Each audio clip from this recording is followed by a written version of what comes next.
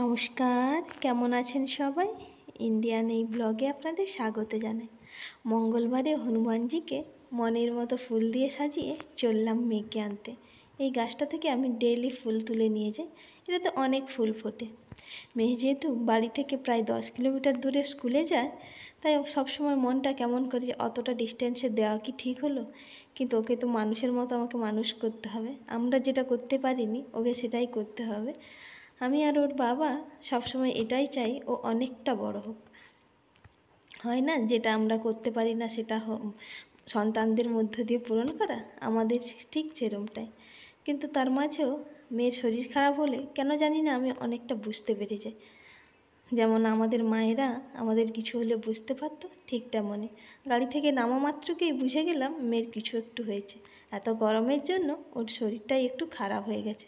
চলুন তাড়াতাড়ি বাড়ি নিয়ে যাই।